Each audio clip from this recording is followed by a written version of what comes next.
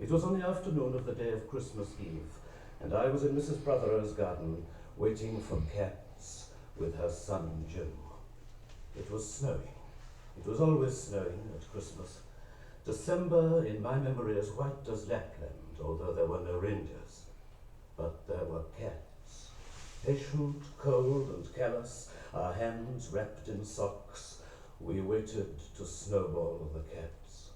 Sleek and long as jaguars and horrible whiskered, spitting and snarling, they would slide and sidle over the white back garden walls, and the lynx-eyed hunters, Jim and I, fur-capped and moccasined trappers from Hudson Bay off Mumbles Road, would hurl our deadly snowballs at the green of their eyes. The wise cats never appeared. We were so still, Eskimo-footed Arctic marksmen in the muffling silence of the eternal snows, eternal ever since Wednesday, that we never heard Mrs. Prothero's first cry from her igloo at the bottom of the garden, or if we heard it at all, it was to us like the far-off challenge of our enemy and prey, the neighbor's polar cat. But soon the voice grew louder. "Fire!" cried Mrs. Prothero, and she beat the dinner gong. And we ran down the garden with the snowballs in our arms towards the house, and smoke indeed was pouring out of the dining room, and the gong was bombulating, and Mrs. Prothero was announcing ruin like a town crier in Pompeii. This was better than all the cats in Wales standing on the wall in a row. We bounded into the house laden with snowballs and stopped at the open door of the smoke-filled room. Something was burning, all right. Perhaps it was Mr. Prothero, who always slept there after midday dinner with a newspaper over his face. But he was standing in the middle of the room saying, "A fine Christmas," and smacking at the smoke with a slipper. "Call the fire brigade," cried Mrs. Prothero as she beat the gong. "They won't be here," said Mr. Prothero. "It's Christmas." There was no fire to be seen, only clouds of smoke, and Mr. Prothero standing in the middle of them, waving his slipper as though he were conducting. "Do something," he said, and we threw all our snowballs into the smoke. I think we missed Mr. Prothero, and ran out of the house to the telephone box. "Let's call the police as well," Jim said, "and the ambulance. And Ernie Jenkins, he likes fires." But we only called the fire brigade, and soon the fire engine came, and 3 tall men in helmets brought a hose into the house, and Mr. Prothero got out just in time before they turned it on. Nobody could have had a noisier Christmas Eve. And when the fireman turned off the hose and was standing in the wet, smoky room, Jim's aunt, Miss Prothero, came downstairs and peered in at them. Jim and I waited very quietly to hear what she would say to them. She said the right thing, always. She looked at the 3 tall firemen in their shining helmets, standing among the smoke and cinders and dissolving snowballs, and she said, "Would you like anything to read?" Years and years ago, when I was a boy, when there were wolves in Wales and birds the colour of red flannel petticoats whisked past the harp-shaped hills, when we sang and wallowed all night and day in caves that smelt like Sunday afternoons, in damp front farmhouse parlours, and we chased with the jawbones of Deetons the English and the bears. Before the motor car, before the wheel, before the Duchess-faced horse, when we rode the daft and happy hills bareback, it snowed and it snowed. But here a small boy says, "It snowed last year too. I made a snowman and my brother knocked it down, and I knocked my brother down, and then we had tea." But that was not the same snow, I say.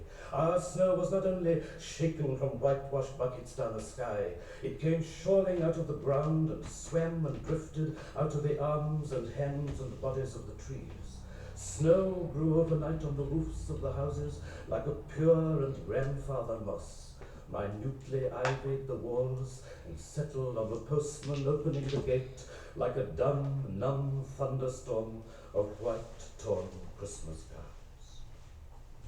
Were there postmen then, too? With sprinkling eyes and wind-cherried noses, on spread frozen feet, They crunched up to the doors and mittened on them manfully. But all that the children could hear was a ringing of bells.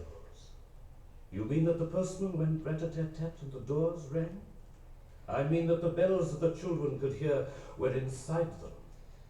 I only hear thunder sometimes, never bells.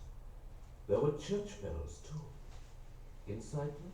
No, in the bat black snow-white belfries tugged by bishops and storks. And they rang their tidings over the bandaged town, over the frozen foam of the powder and ice cream hills, over the crackling sea. It seemed that all the churches boomed for joy under my window, and the weathercocks crew for Christmas on our fence. Get back to the postman. They were just ordinary postmen, fond of walking and dogs and Christmas and the snow. They knocked on the doors with blue knuckles. Ours has got a black knocker. And then they stood on the white welcome mat in the little drifted porches and huffed and puffed, making ghosts with their breath, and jogged from foot to foot like small boys wanting to go out. And then the presents, and then the presents after the Christmas box. And the cold postman with a rose on his button nose tingled down the tea-tray slithered run of the chilly, glinting hill. He went in his ice-bound boots like a man on fishmonger's slabs. He wagged his bag like a frozen camel's hump, dizzily turned the corner on one foot, and by God he was gone. Get back to the presents. There were the useful presents, engulfing mufflers of the old coach days, and mittens made for giant slows. Zebra scarves of a substance like silky gum that could be tug-o-war down to the galoshes. Blinding tam-o'-shanters like patchwork tea cozies, and bunny-suited busbies and balaclavas for victims of head-shrinking tribes. From aunts who always wore wool next to the skin, there were moustached and rasping vests that made you wonder why the aunts had any skin left at all. And once I had a little crocheted nose bag from an aunt now, alas, no longer whinnying with us. And pictureless books in which small boys, though warned with quotations not to, would skate on Farmer Giles's pond and did and drowned. And books that told me everything about the wasp, except why. Go on to the useless presents. Bags of moist and many-colored jelly babies, and a folded flag and a false nose and a tram conductor's cap, and a machine that punched tickets and rang a bell, never a catapult. Once, by a mistake that no one could explain, a little hatchet, and a celluloid duck that made, when you pressed it, a most unduck-like sound, a mewing moo that an ambitious cat might make who wished to be a cow, and a painting book in which I could make the grass, the trees, the sea, and the animals any color I please, and still the dazzling sky-blue sheep are grazing in the red field under the rainbow-billed and pea-green birds. Hard-boiled, toffee, fudge, and all sorts, crunches, cracknel, humbugs, glaciers, marzipan, and butter Welsh for the Welsh. And troops of bright tin soldiers who, if they could not fight, could always run. And snakes and families and happy ladders, and easy hobby games for little engineers, complete with instructions. Oh, easy for Leonardo. And a whistle to make the dogs bark, the whistle to make the dogs bark, the whistle to make the dogs bark, the whistle to make the dogs bark, the whistle to make the dogs bark, the whistle to make the dogs bark, to wake up the old man next door, to make him beat on the wall with his stick, to shake our picture off the wall. And a packet of cigarettes. You put one in your mouth, and you stood at the corner of the street, and you waited for hours in vain for an old lady to scold you for smoking a cigarette, and then with a smirk you ate it. And then it was breakfast under the balloons. Were there uncles like in our house? There are always uncles at Christmas, the same uncles. And on Christmas mornings, with dog-disturbing whistle and sugar fags, I would scour the swathed town for the news of the little world, and find always a dead bird by the post office, or the white deserted swings. Perhaps a robin, all but one of his fires out. Men and women wading, scooping back from chapel with taproom noses and wind-busked cheeks, all albinos, huddled their stiff black jarring feathers against the irreligious snow. Mistletoe hung from the gas brackets in all the front parlours. There was sherry and walnuts and bottled beer and crackers by the dessert spoons, and cats in their furabouts watched the fires, and the high-heaped fires spat, all ready for the chestnuts and the mulling pokers. Some few large men sat in the front parlours without their collars, uncles almost certainly, trying their new cigars, holding them out judiciously at arm's length, returning them to their mouths, coughing, then holding them out again as though waiting for the explosion. And some few small aunts, not wanted in the kitchen, nor anywhere else for that matter, sat on the very edges of their chairs, poised and brittle, afraid to break, like faded cups and saucers. Not many those mornings trod the piling streets. An old man, always fawn-bowlered, yellow-gloved, and at this time of year with spats of snow, would take his constitutional to the white bowling green, and back as he would take it wet or fire on Christmas Day or Doomsday. Sometimes two hale young men with big pipes blazing, no overcoats and wind-blown scarves, would trudge unspeaking down to the forlorn sea to work up an appetite to blow away the fumes, who knows, to walk into the waves until nothing of them was left but the two curling smoke clouds of their inextinguishable briars. Then I would be slap-dashing home, the gravy smell of the dinners of others, the bird smell, the brandy, the pudding and mince coiling up to my nostrils, when out of a snow-clogged side lane would come a boy the spit of myself, with a pink-tipped cigarette and the violet past of a black eye, cocky as a bullfinch, leering all to himself. I hated him on sight and sound, and would be about to put my dog whistle to my lips and blow him off the face of Christmas, when suddenly he, with a violet wink, put his whistle to his lips, and blew so stridently, so high, so exquisitely loud, that gobbling faces that cheek bulged with goose would press against their tinselled windows the whole length of the white echoing street. For dinner we had turkey and blazing pudding, and after dinner the uncles sat in front of the fire, loosened all buttons, put their large, moist hands over their watch chains, groaned a little, and slept. Mothers, aunts, and sisters scuttled to and fro, bearing tureens. Aunt Bessie, who had already been frightened twice by a clockwork mouse, whimpered at the sideboard and had some elderberry wine. The dog was sick. Auntie Dossie had to have 3 aspirins, but Auntie Hannah, who liked port, stood in the middle of the snowbound backyard, of the snowbound backyard, of the snowbound backyard, of the snowbound backyard, of the snowbound backyard, of the snowbound backyard, of the snowbound backyard, of the snowbound backyard, of the snowbound backyard, of the snowbound backyard, of the snowbound backyard, singing like a big bosom thrush. I would blow up balloons to see how big they would blow up to, and then when they burst, which they all did, the uncles jumped and rumbled. In the rich and heavy afternoon, the uncles breathing like dolphins and the snow descending, I would sit among festoons and Chinese lanterns and nibble dates and try to make a model man-o'-war following the instructions for little engineers and produce what might be mistaken for a sea-going tramcar.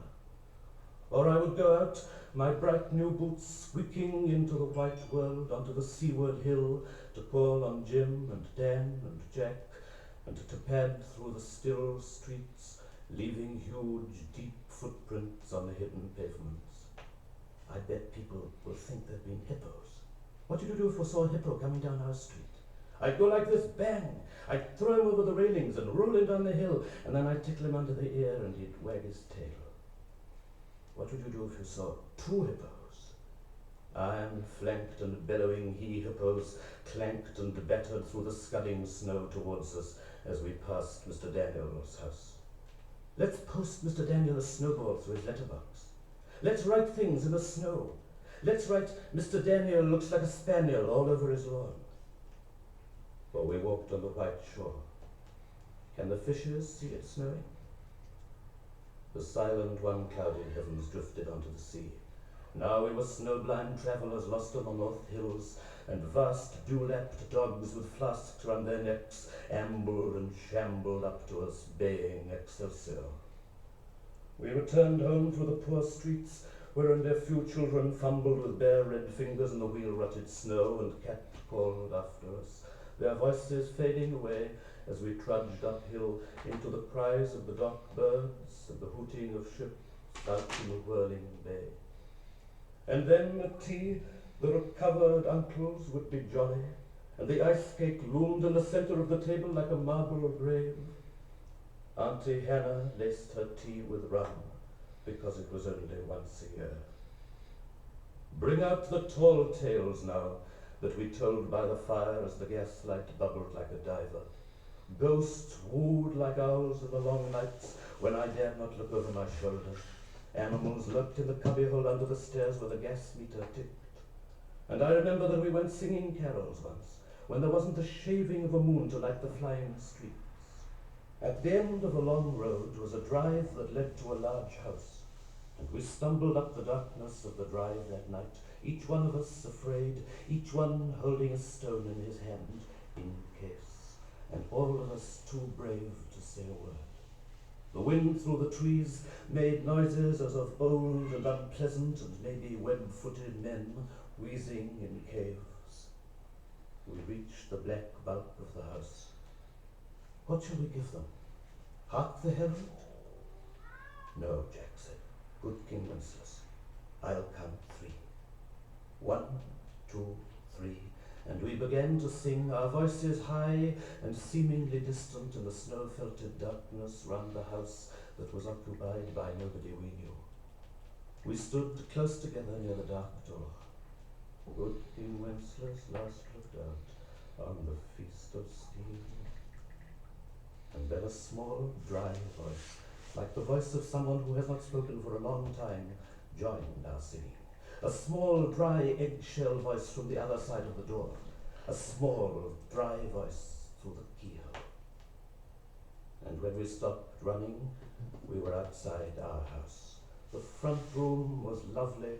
Balloons floated under the hot water bottle gulping gas. Everything was good again and shone over the town. Perhaps it was a ghost, Jim said. Perhaps it was trolls, Dan said, who was always reading. Let's go in and see if there's any jelly left, Jack said. And we did that. Always on Christmas night there was music. An uncle played the fiddle, a cousin sang Cherry Ripe, and another uncle sang Drake's drum. It was very warm in the little house. Auntie Hannah, who had got onto the parsnip wine, sang a song about bleeding hearts and death, and then another in which she said her heart was like a bird's nest. And then everybody laughed again, and then I went to bed. Looking through my bedroom window out into the moonlight and the unending smoke-colored snow, I could see the lights in the windows of all the other houses on our hill, and hear the music rising from them up the long, steadily falling night. I turned the gas down. I got into bed. I said some words to the close and holy darkness, and then I slept.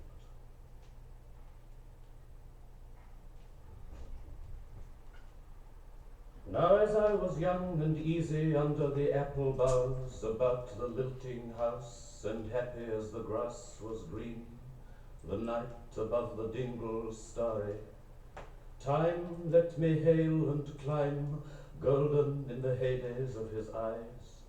And honoured among wagons I was prince of the apple towns, and once below a time my lordly had the trees and leaves trail with daisies and barley down the rivers of the windfall light.